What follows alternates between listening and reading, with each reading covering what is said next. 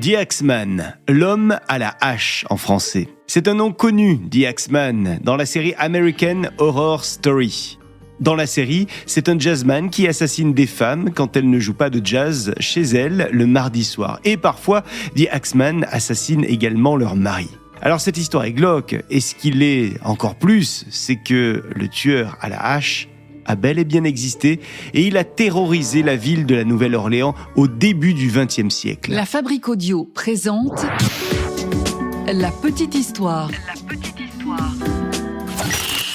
www.lafabriqueaudio.com. Salut tout le monde et bienvenue dans un nouvel épisode de La Petite Histoire du crime. Je suis Florent Mounier, c'est moi qui vais vous narrer cet épisode qui a été écrit et mixé par Sébastien Girard. Avant de commencer, merci à vous d'être présents à nos côtés en ce début 2025. On a plein de choses prévues pour vous cette année qu'on a hâte de partager. Et sans plus attendre, on plonge donc au cœur d'une ville animée par le jazz, le blues, la fête. Il s'agit de la Nouvelle-Orléans. Ah oui. Quelle histoire ça aussi. Alors pour comprendre la série de meurtres en lien avec l'homme à la hache, il faut d'abord se replonger dans le contexte de l'époque. Nous sommes au début des années 1900, nous sommes à la Nouvelle-Orléans, une ville vibrante mais très complexe. Un mélange culturel unique avec des traditions françaises, mais aussi espagnoles, africaines, qui donnent toute l'identité de cette ville. Le problème, c'est que cette richesse, elle est également teintée de divisions sociales et économiques. Une époque où le jazz se fait entendre dans les clubs, mais une époque où il y a également beaucoup de criminalité, énormément de corruption. Tout ça fait partie du quotidien des habitants de la Nouvelle-Orléans. Les immigrants italiens sont souvent au centre de tensions sociales et ils se retrouvent régulièrement stigmatisés. Et c'est donc dans ce climat de tension et d'ébullition culturelle qu'un tueur va commencer à terroriser la population.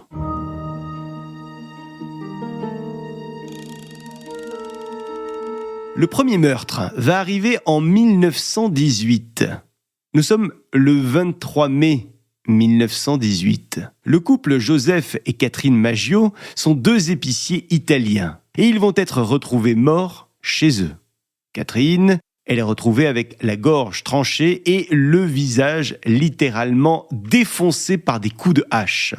Selon les premiers éléments de l'enquête, Catherine n'a pas eu le temps de souffrir, contrairement à son mari qui, lui, est mort dans les bras de son frère avec la gorge également tranchée et des coups de hache reçus au visage. La scène est macabre. Lors de cette enquête, les policiers vont retrouver la hache ainsi que les vêtements du meurtrier dans l'appartement des victimes. Au premier abord, rien n'a été volé. Et personne n'en voulait visiblement au couple. Il semble que le couple ait été assassiné sans raison. L'enquête suit son cours et quelque temps après, c'est un rasoir qui va être retrouvé. Rasoir qui appartenait au frère de Joseph. Lui, il est barbier de métier. Alors ce frère, il a survécu et il ne va pas être inquiété par la justice. Oui, tout ça parce que un témoin affirme avoir vu un homme qui rôdait autour de l'épicerie en tentant de se cacher le soir du crime. Homme dont la description ne colle pas du tout au physique du frère de Joseph. Un mois plus tard, une nouvelle affaire similaire va voir le jour. Nous sommes le 27 juin 1918. Louis Bessemer, un épicier, est retrouvé dans son épicerie accompagné par sa maîtresse, Harriet Lowe. Les deux, Harriet et Louis, baignent dans une mare de sang et ils sont grièvement blessés à la tête. Ils ne sont pas morts, ils sont en vie.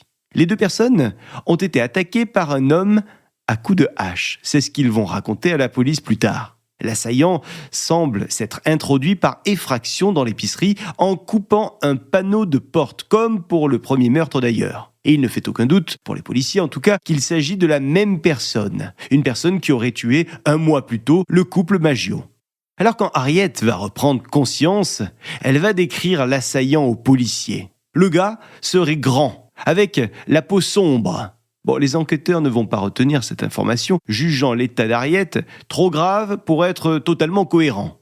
Le couple va finalement sortir de l'hôpital et tenter de reprendre une vie normale quelques semaines plus tard. Malheureusement pour Harriet, elle est paralysée au visage et elle va devoir se faire opérer une première et une deuxième fois. Des opérations ratées qui vont la condamner à mourir. Alors peu avant sa mort, elle change de discours. Et pour elle, aucun doute, c'est son amant qui a commis le crime. Louis Bessemer, c'est lui qui l'aurait attaqué. Alors l'homme va être arrêté et il va passer 9 mois en prison dans l'attente de son jugement. Il sera finalement innocenté. En effet, difficile de faire croire aux jurés que Louis s'est mis plusieurs coups de hache lui-même en pleine tête au point de se laisser presque mort dans le but de masquer l'assassinat raté de sa maîtresse. Le 5 août 1918, toujours. Quelques semaines plus tard donc, Anna Schneider, une jeune femme qui est enceinte, est retrouvée chez elle par son mari. Quand son mari arrive, Anna est inconsciente. Elle a une plaie béante au visage, mais elle est vivante. Quand les policiers vont arriver, la victime va affirmer avoir vu une silhouette grande et sombre au-dessus d'elle avant de sentir un violent coup au visage.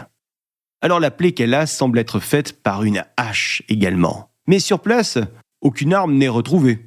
Et d'ailleurs, aucun signe d'effraction n'est à noter. Rien à signaler. Peut-être est-ce un simple accident ? Peut-être est-ce une mauvaise chute pour Anna ? 5 jours plus tard, le 10 août, Joseph Romano est attaqué chez lui à coups de hache également. Ses nièces affirment avoir vu un homme qui s'enfuyait de la maison. Elles vont décrire cet homme. Devinez quoi ? Lui aussi, il est grand, la peau sombre, et il a un long manteau noir. Joseph, qui a été attaqué, va mourir 2 jours plus tard des suites de ses blessures. Alors l'affaire fait beaucoup de bruit à la Nouvelle-Orléans, et la peur s'empare de la ville. Les gens commencent à dormir à tour de rôle. Des milices privées se mettent en place pour surveiller les alentours. Les gens dorment avec leurs fusils. Tout ça amène notre mystérieux tueur à arrêter de sévir, du moins un petit moment, le temps que ça se tasse. Les mois ont passé et nous sommes désormais en 1919, le 10 mars 1919, presque un an après le premier crime. Charles et Rosie Cortimiglia, un couple d'épiciers italiens, est attaqué. Leur fille de 2 ans, Mary, elle est tuée sur le coup. Et les parents, Charles et Rosie, bien que grièvement blessés, vont survivre à l'attaque. Et une nouvelle fois, on va retrouver le même mode opératoire. Un panneau de porte arraché, des blessures faites à la hache, et notamment au visage. Et pour les enquêteurs, c'est sûr, le tueur à la hache a fait son grand retour. Une suspicion qui va se confirmer quelques jours plus tard, le 14 mai 1919. Le rédacteur en chef du New Orleans Times-Picayune reçoit une lettre étrange. Dans cette lettre, il est écrit « Mais ils ne m'ont pas pris, et ils ne le feront jamais. Ils ne m'ont jamais vu car je suis invisible, tout comme les terres qui entourent votre terre. Je ne suis pas un être humain, mais un esprit et un démon de l'enfer le plus chaud. Je suis celui que vous, néo-orléanais, et votre folle police appelez l'homme à la hache. » Ouais, vous l'avez bien entendu, hein. Dans cette lettre, l'homme se fait passer pour un ange de la mort ou une sorte de bras droit du diable. Un bras droit qui va semer la terreur une dernière fois. Maintenant, pour être exact, à minuit 15, heure terrestre, mardi soir, mardi prochain, je vais passer à la Nouvelle-Orléans. Et dans mon infinie miséricorde, je vais vous faire une petite proposition, à vous, les gens. La voici. Je suis très friand de musique de jazz. Et je jure par tous les diables des régions basses que chaque personne chez qui se trouvera un groupe de jazz en train de jouer au moment que je viens de mentionner précédemment sera épargnée. Si tout le monde a un groupe de jazz, alors tant mieux pour vous, les gens. Une chose est sûre, c'est que ceux d'entre vous qui n'écouteront pas du jazz mardi soir, si jamais il y en a, goûteront à ma hache. Alors, une chose est sûre, la lettre fait froid dans le dos. Et le mardi d'après, coïncidence ou pas, mais les bars, les pubs et tous les autres cafés dansants sont pleins à craquer. Alors plusieurs autres attaques, qui vont laisser les gens morts ou grièvement blessés, vont tout de même avoir lieu plus tard. Le 10 août, un épicier est attaqué chez lui à coups de hache, attaque dont il va survivre. Le 3 septembre, une jeune femme est attaquée à son tour chez elle. Et l'attaque est encore une fois extrêmement violente, mais la femme va s'en sortir. La dernière attaque aura lieu le 27 octobre de l'année 1919. Mike Pepitone est attaqué et massacré chez lui, dans son lit, à coups de hache. Ce meurtre sera le dernier de la série, puisque Axman, comme on le surnomme à présent en ville, a disparu. Alors, est-ce qu'il est mort ? Est-ce qu'il a quitté la ville ? Ou est-ce qu'il en a eu marre de tuer ? Une chose est sûre, personne n'a jamais su qui était l'homme qui se cachait derrière ce surnom de tueur à la hache de la Nouvelle-Orléans. C'est donc sur ce mystère que se termine notre épisode sur Axman. Est-ce que vous connaissiez cette histoire du tueur à la hache de la Nouvelle-Orléans ? Histoire qui a marqué la culture, puisque des romans, des séries télé également se sont inspirés de cette histoire. Et une musique a même été composée pendant cette période. Ça s'appelle The Mysterious Axman's Jazz de Joseph Davila. Donnez-nous votre avis sur cette histoire. Et si l'épisode vous a plu, n'hésitez pas à le partager et puis à le commenter, notamment sur Spotify. Et nous, on se retrouve très vite pour un nouvel épisode de La Petite Histoire. La Fabrique Audio présente La Petite Histoire. Vous souhaitez devenir sponsor de ce podcast ? Contact @lafabriqueaudio.com. Avant de se quitter, je vous rappelle que La Petite Histoire est un podcast de La Fabrique Audio. La Fabrique Audio réalise des podcasts de marque et d'entreprise. Donc, si vous cherchez pour vous, pour votre entreprise, pour votre marque, un studio pour faire des podcasts, n'hésitez plus. Envoyez-nous un mail, contact@lafabriqueaudio.com, la fabrique avec un K.